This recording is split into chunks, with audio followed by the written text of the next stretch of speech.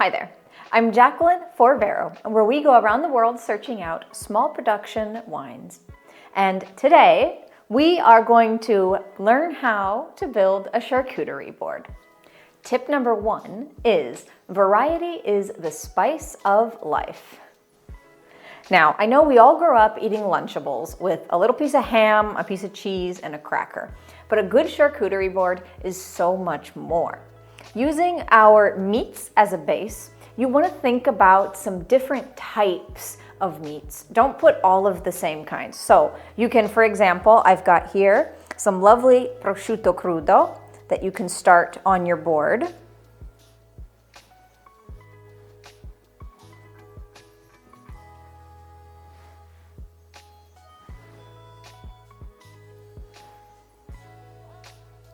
And also, you can go with some more aged meats. So I have like this salt-cured bresaola. And as well, some salami. I've got 2 different types here. I've got 1 large slice of salami, and then I've got some strogino salami here.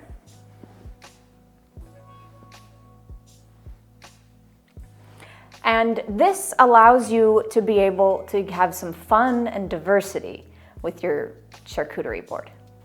So the same thing also goes for cheeses, which is kind of like our co-star for the charcuterie board.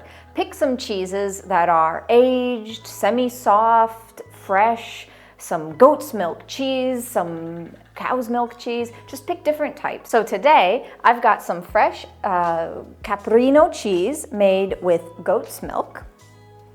And I also have some Asiago cheese from Valdobbiadene, which would go great with some Prosecco. And I've got lastly some super aged Pecorino Toscano.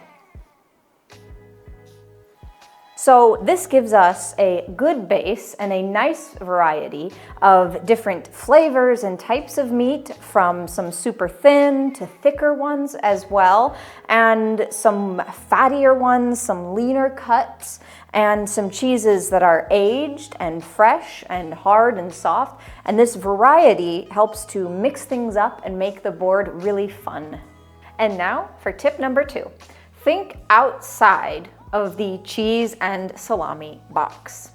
So while the cold cuts, or salumi in Italian, and cheeses are definitely going to be the highlight of your board, sometimes all of that fat, all of that creaminess can get a little old on the palate. And that's when you want to throw in some crunchy textures to help mix things up.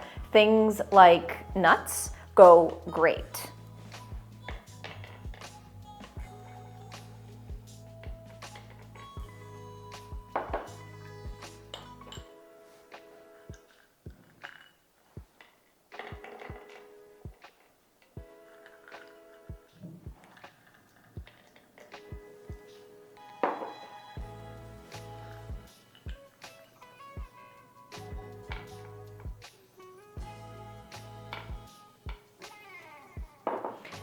And you can even add other things like fresh and dried fruit. I've got some blueberries here today.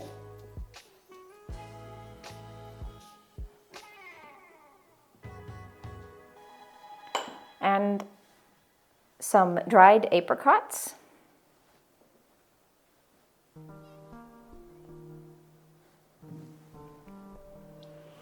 Also, things like olives or sun-dried tomatoes, pâtés, those are all fabulous things as well that can help to give different textures and really add different flavors to your charcuterie board.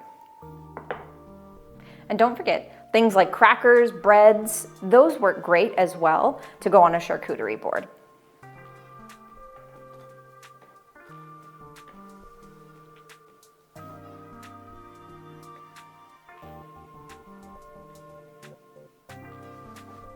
And last, but certainly not least, another great thing that you can add to a charcuterie board are things like sauces. So a truffle sauce or an olive sauce.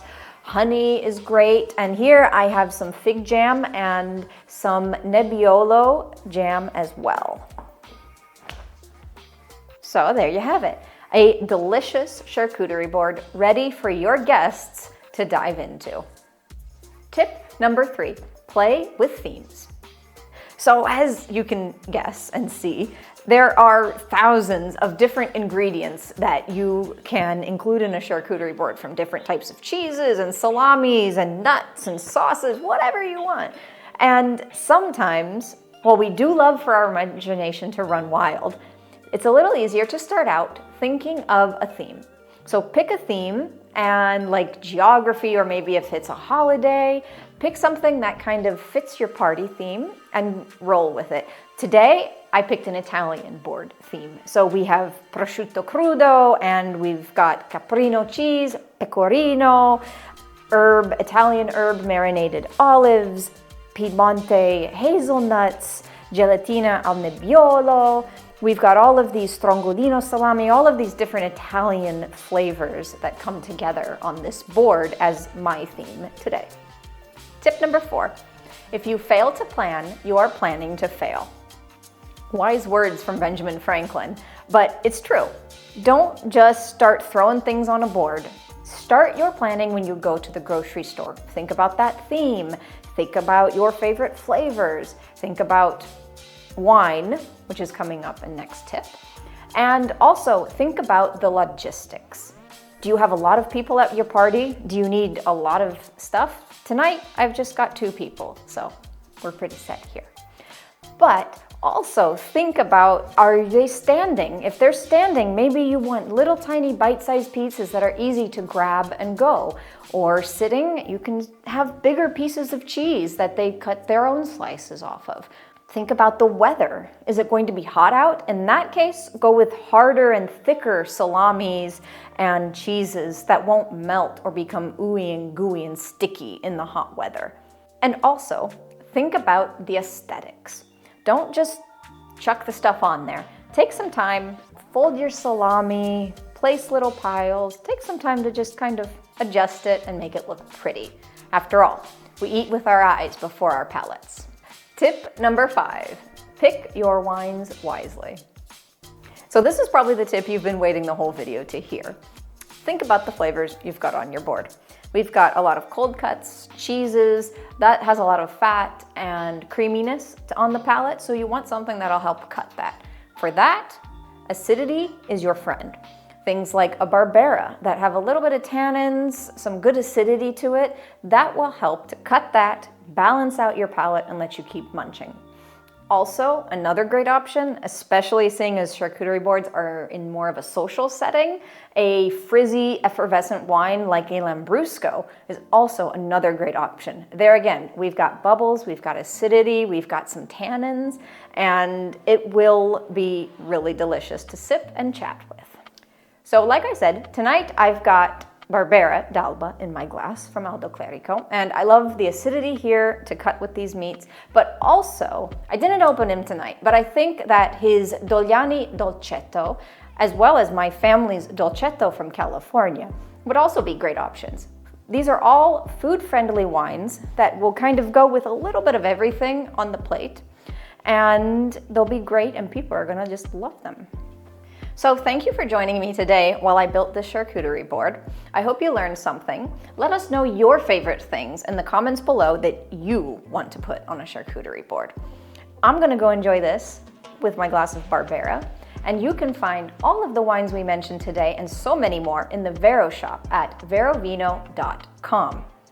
I'll see you with the next video. Bye-bye.